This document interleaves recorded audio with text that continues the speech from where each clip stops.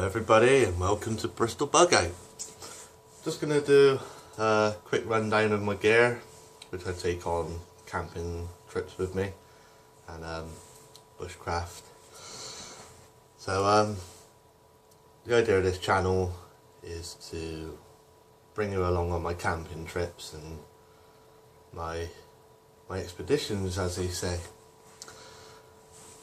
I am from Bristol and my accent is very hard to understand, so please bear with me. I will try to make this as interesting as possible, and I'll just give you a rundown of my gear now. So first up, we have the Hazard 4 Patrol Pack. This is a 3-day pack, and it's not overly roomy, but if you are lugging light, like we have the British Army jungle sleeping bag, you can combine this with a wool blanket if it's colder on the evenings and stuff. You can have the Thermarest Neo Air inflatable mat. You can have the BCB Crusader mug, brilliant. Do all my cooking with this one. It's just amazing to have. It works with my 58 pattern survival bottle with the built-in filtration system. British Army are issued with those bottles now, and they seem to be very good. It hasn't let me down as yet, so I'm still here. I haven't had a bad stomach or anything like that through drinking from rivers, streams, puddles and cliffs and stuff like that, so that's all good. We also have the British Army Arctic sleeping bag. This thing weighs a ton. It's worth having. Keeps you warm. In fact, it keeps you a little bit too warm in England because it does make you sweat, so you're not going to need thermal layers or anything else like that with this. I've had this down to -4, I believe, and I slept very well, no problems whatsoever. My clothing, which I usually take, is camouflage, obviously, because I like to stealth camp and stuff like that. I've got the British Army smock, windproof, loads of room. Does draw attention to you when you're out in public, but I usually dress in all black until I get on location anyway. In my smock I've got my neck knife, which is just, I think it's Bear Grylls one. I don't know where it is at the precise moment. I've also got my fire lighting kit in an otter box. In there is just cotton wool balls soaked in Vaseline in little Ziploc bags. We also have fat wood and birch bark and Ranger bands made out of bicycle inner tubes. Costs nothing to make. If you got old bikes hanging around, just butcher the inner tubes, cut them up, put them in your box, sorted, they light in all winds, weathers, and when they're wet. My clothing, I have British Army thermal underlayers with the jumper. These are amazing, these are brilliant, they keep you so warm, you don't need tons of layers. They pack down to next to nothing, and they're lightweight as well. We also have the trousers to go with that, which are long johns, so you can put those under your trousers and then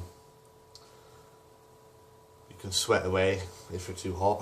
If you're too hot, take them off and then just put your normal trousers on.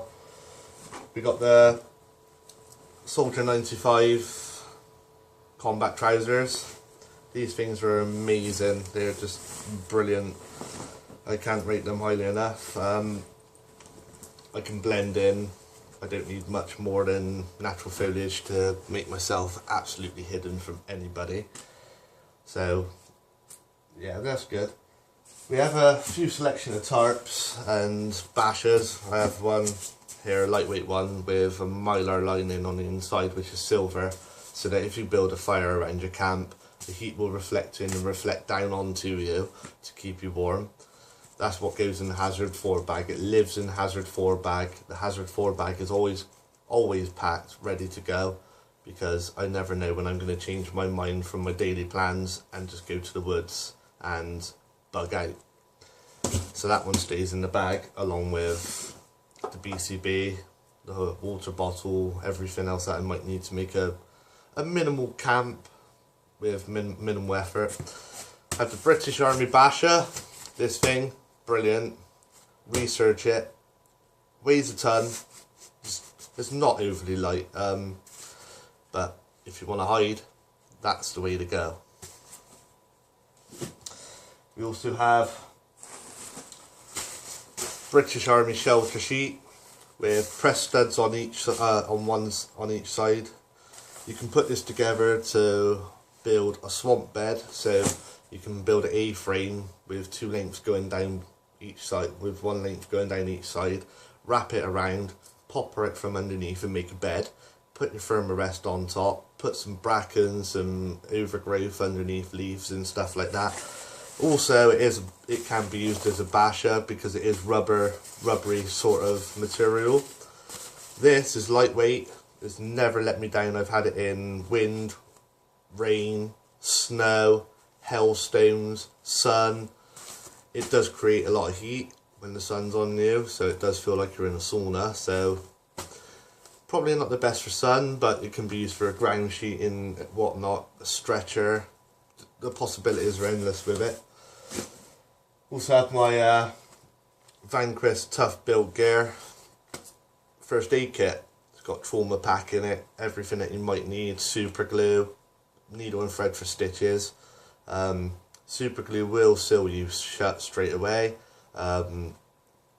British military use it, they swear by it. I've had no problems gluing myself together after I've sliced my hand open, I fell down, cut myself. Just the general attacks around camp that create injuries and stuff like that. Just tube of super glue. It stings, but nothing's going to get in there. It's not going to get infected. Just make sure you look after yourself and learn some basic first aid and pack a good first aid kit. Waterproofs, we have the full Gore-Tex British Army trousers and coat. These work. They're not heavy, they pack down to next to nothing. The only problem is you do sweat. Even though it's meant to release the sweat particles out and keep you dry and warm, you will sweat because it's like clean film strapped to your body. But I'd rather be warm than wet. So maybe do some more research of your own on what kit to buy. This is just a kit I use. I'm not going to force it onto anybody. This is what I use, this is what I live with, and I'm confident that I can live pretty much indefinitely out in the woods when I'm there. Next up we have the power. Because people say, when you go to the woods, how do you survive with technology? Well, I've got two sources of solar panels.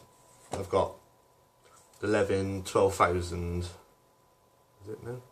6,000 milliamp solar charger, which is got a battery inside, so you charge it up and then you've got power through battery supply, and then when it's dead you just use the solar panel. It does work in overcast situations and it will charge your phone within an hour or so. It will do tablets as well.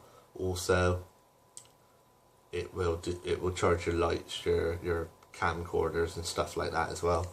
I've got the iTravel solar charger, which is 3 amps.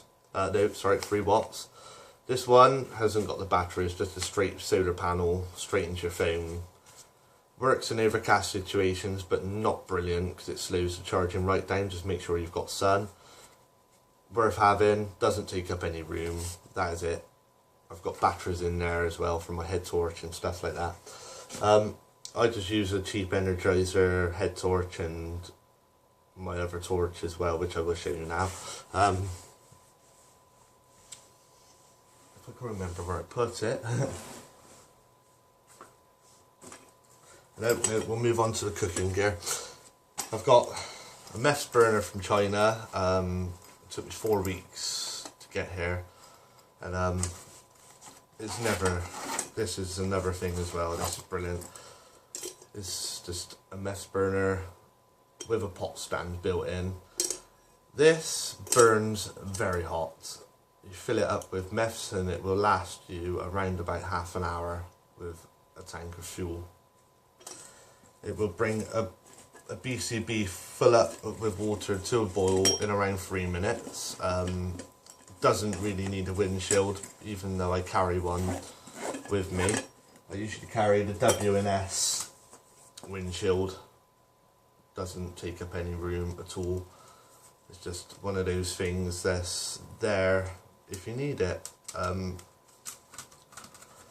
It's just one of those things that you can't do without, because you never know when the wind's going to pick up. You never know when you're going to need to cook and boil water, and it saves lives. Right, my knife. It's not an expensive knife. It's a very cheap knife. I've had no problems with it whatsoever. It's an Xtol Premium from Amazon. There we go. It's full tang, rubber handle. I put on a hand lanyard so that you can wrap it around your hand like that, so if you do slip, it's not going anywhere. This is razor sharp, will cut through anything. I've done tip tests on this. I've dug it into wood. I've tried to snap the tip. It's not going anywhere. It's so strong, it's unbelievable. It costs £6, ladies and gentlemen.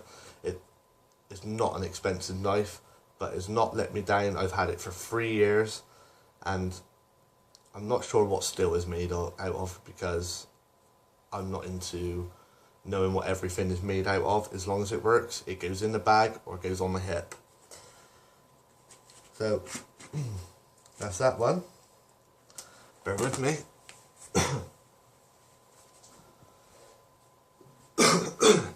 For the flashlight, I don't have a normal flashlight. I'm a mountain biker and road cyclist, and I got given these because I'm a bicycle mechanic by trade. This is a Lezyne XL Power Super Drive. This light is so bright, it is unbelievable. I'm in a really well lit room, and this is the power you're looking at. That is like daylight, ladies and gentlemen. USB chargeable.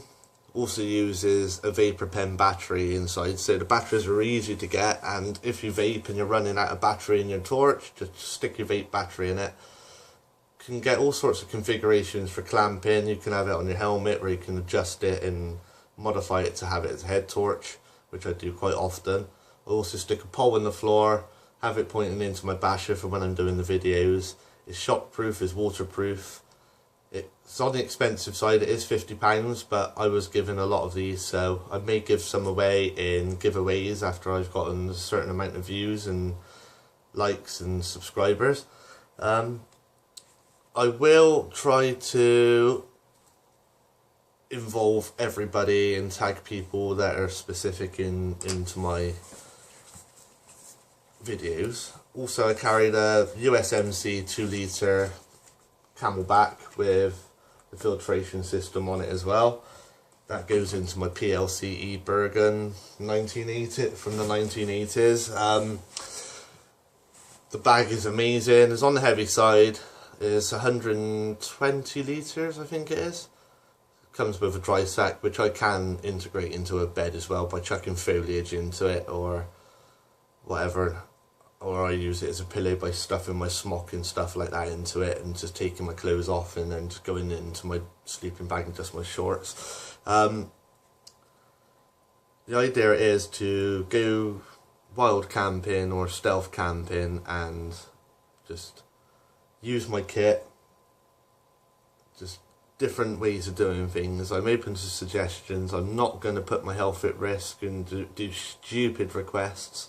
I will do requests, I will cook absolutely anything in the woods, apart from fish, as I have allergies, so I won't even attempt to cook fish. I will go fishing and hunting with air rifle for small game, rabbit, squirrel, stuff like that, pheasant. There will be hunting videos, there will be target practice videos with my air rifles and my slingshot and stuff like that. There will be rock climbing, different ways of doing things, unconventional ways of doing things. I understand that my way of doing things may not be to everybody's taste, but I do them my way because that's how I've learned, and I'm me. I don't try to be anybody else. I'm not a survival expert of any sort. I'm not Bear Grylls or Ray Mears. They're on TV. I'm just an idiot in the woods. I will try to add comedy to it. Apparently I'm funny. I don't find myself funny at all, but I'll let you be the judge. If you have any suggestions on, or would like to see a different camp, like you have an idea which you'd like to pitch, I'd look into it, see if I can do it, or if I feel comfortable doing it, I will do it.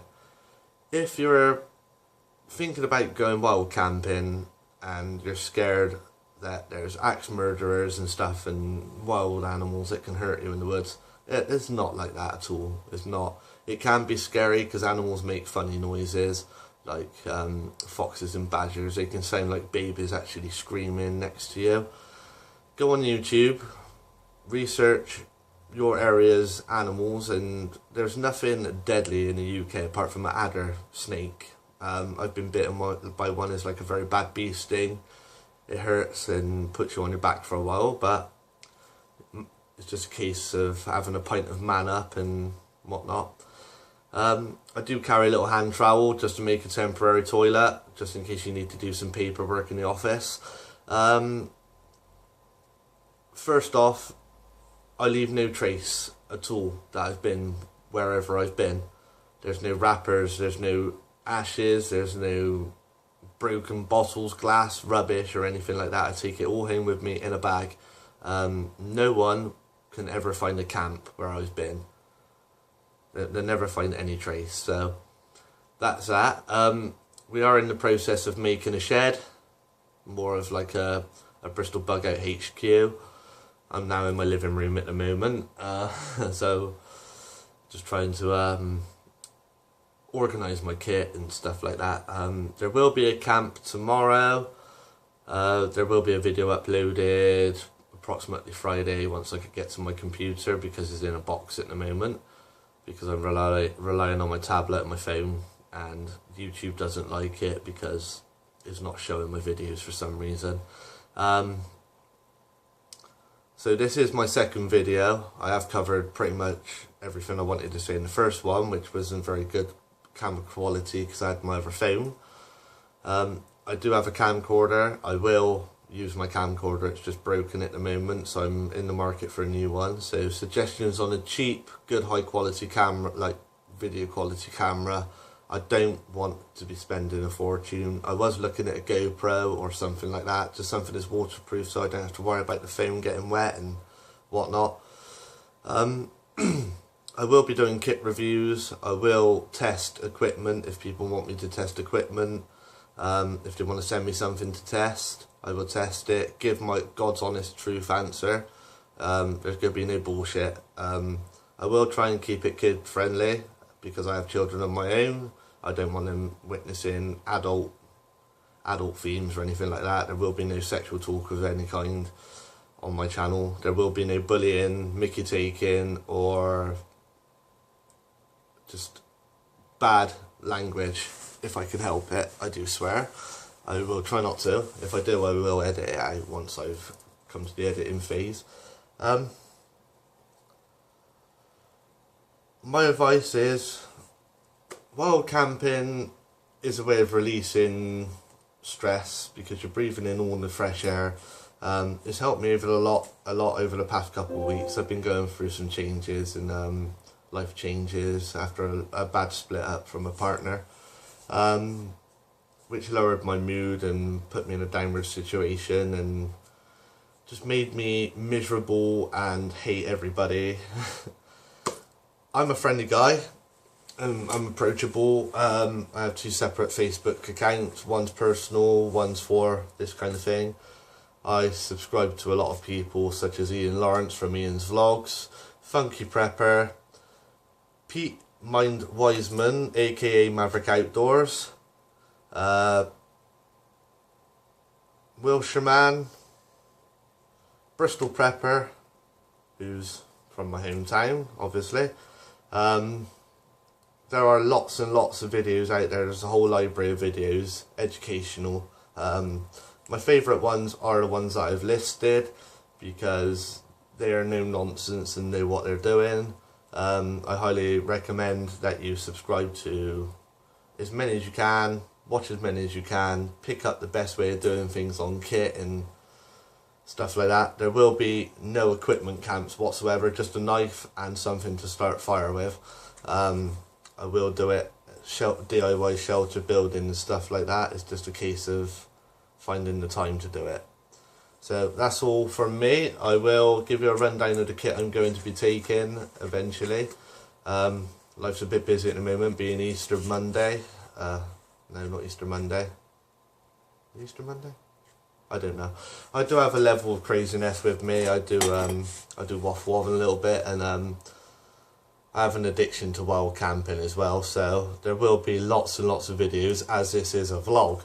So if you'd like to subscribe, then please do. Any comments, love to hear them. Please like, share and subscribe. And if you'd like to be part of my channel and my Facebook channel and Instagram, send me a personal message and I'll add you, save you to a link, and then we'll go from there.